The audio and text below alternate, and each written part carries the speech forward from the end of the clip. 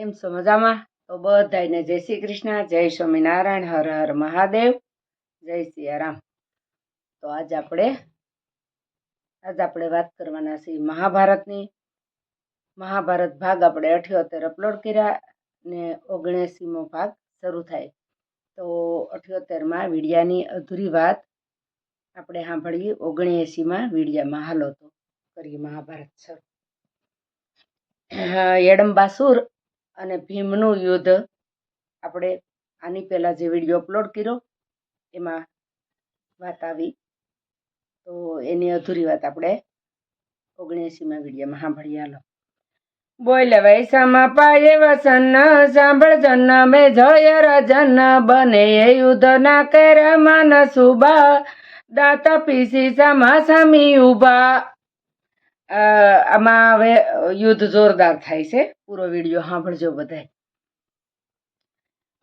શોભે 2 જણ જુગલ જોડા જાણે ગઢ લંકના ટોડા બેવું બળિયા સુરના સાથી જેવા ઇન્દ્રના ઘરના હાથી જાણે પાતાળના કાળ નાગ જાણે વગડાના કેસરી વાઘ રાતા તાતા 2 મદના ભરેલા જાણે સાંડસોમાં સુસરેલા ધારું યુદ્ધ કરવું યા રંભ સામા સામે ઠોકે બેવું ખંભ એક ઉપર ખૂનસ કરતા દાવા જોઈ જોઈ ડગલા ભરતા.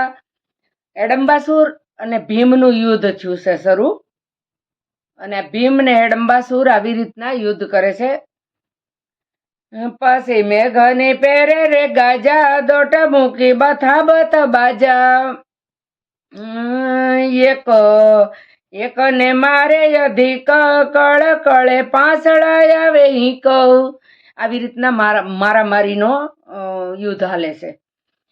નાખે મોઢાની કારમી શીશ લગાડે ખંભા શીશે શીશ દયા દિલમાં ન રખે લેશ એક ના ઝાલે છે કેશ. એકાબીજાના કેસ ખેંચીને પસાડે ને મારે ને એવું રીતની યુદ્ધ હાલે છે. કરે ગળદા પાટુના ભડાકા ભાંગે હાથ ને થાય કડાકા યડમ્બાસુર ને જા જે નારી જુએ મહેલમાં બેઠી એ બારી. યડમ્બાસુરની નારી મહેલમાં બેઠી બેઠી જુએ છે. બેવું ને પરસેવા ઉતારે દિલ્લે ભીમ ગળદા વજ્ર પાસે જિલ્લે. ભીમને એક પાસું વજ્રનું છે એટલે એ વજ્રના પાસા એના ગળદા ઝીલે છે.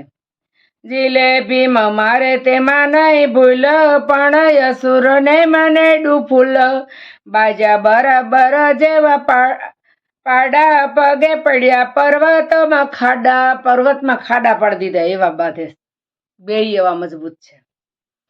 લડતા વળતા ને પડતા ધરણ યાટી ગુટીથી ફેરવે શરણ એવે પાપીનું પ્રાકર્મ સાલ્યું ભીમના પગ વસે મસ્તક ઘાયલું ઉપાડી ફેંકી દેવા રે ખેલ કીધો ભીમે કટી ગ્રાહ્યું શકી લીધો ઊંધો ઉસેકો યાણી મોટી ઘાટી પાપીએ ગળે નાખી પગ યાટી.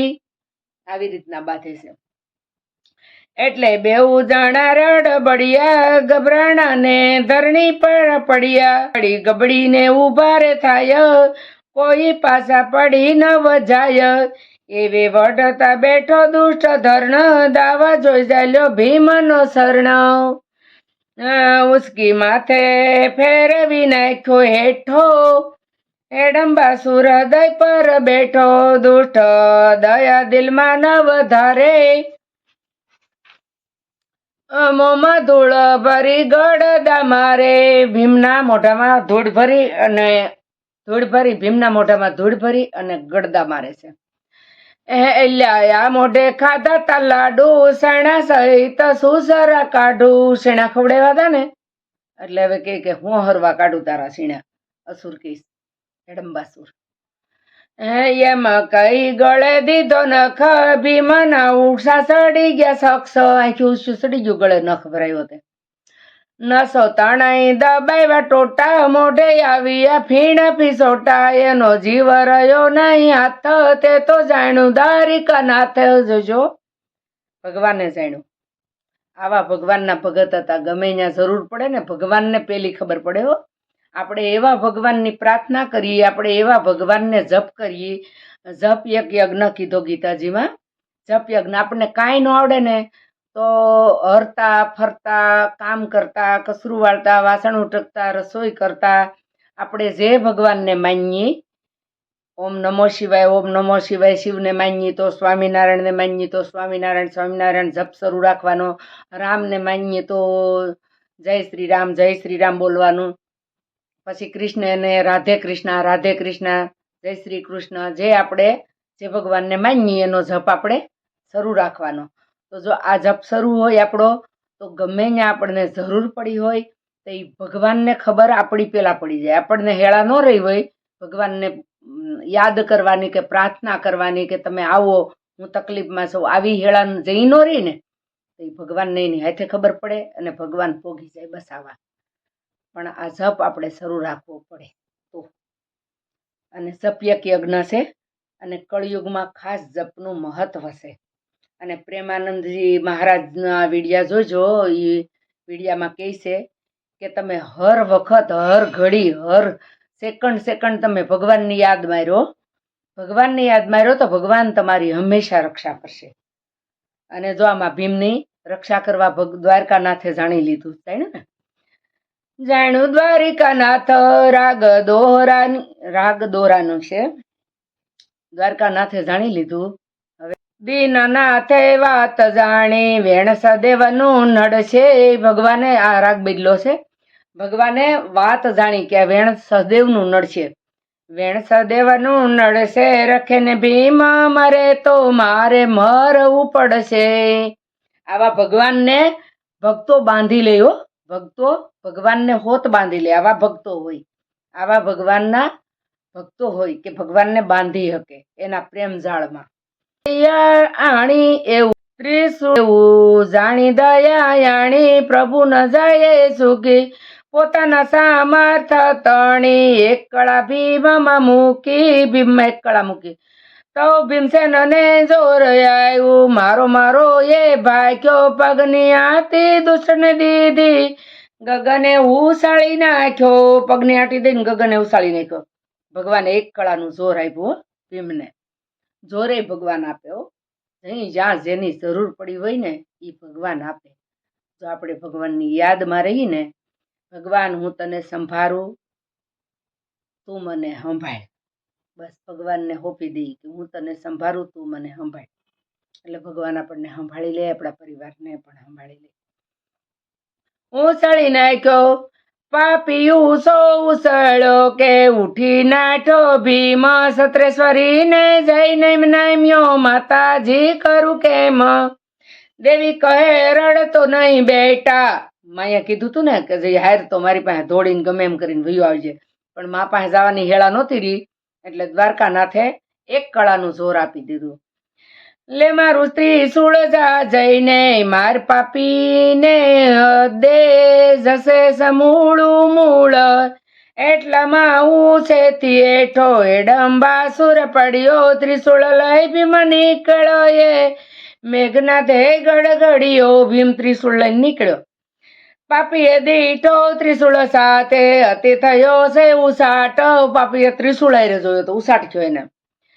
ઉસાટ જાણ્યું કે આ સત્રેશ્વરી દેવી ધરાવે મારો ઘાટ. આ સત્રેશ્વરી દેવી મારો ઘાટ ઘડાવે છે. વર્તી ગયો, ચાલો વર્તી ગયો હેડંબાસુર. એમ જાણીને નાસી જવાનું મન પાપીએ કીધું, એટલામાં ભીમે દોટ મૂકી, છાતીમાં ભોંકી દીધું. એમ એટલામાં દોટ મેકીને છાતીમાં ભરાઈ દીધું ત્રિશૂળ. માતાજીનું ત્રિશૂળ હતું આપેલું.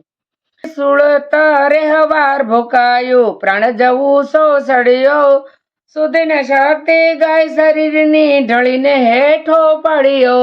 અસુર એડંબાસુર હેઠો પડી ગયો. તેવો ભીમે પગ પાપીનો પગ તળે દાબી નાખ્યો, બીજો ઝાલ્યો હાથમાં ને ઊભો સીરી નાખ્યો. એક પગ પગે દબાવ્યો ને બીજો પગ પકડીને ઊભો સીરી નાખ્યો ભીમે હેડંબાસુરને. પછી પોતાની મટી ઉદાસી જીવ નિવૃત્તિમાં બેઠો, હાથ જીભ બહાર નીકળે, શ્વાસ ખાવાને બેઠો. આવો મહાભયંકર અસુરને માર્યો તો જીભ તો બહાર નીકળી જાય ને, ભીમની જીભ બહાર નીકળી ગઈ, શ્વાસ ચડી ગયો, શ્વાસ લેવા બેહી ગયો.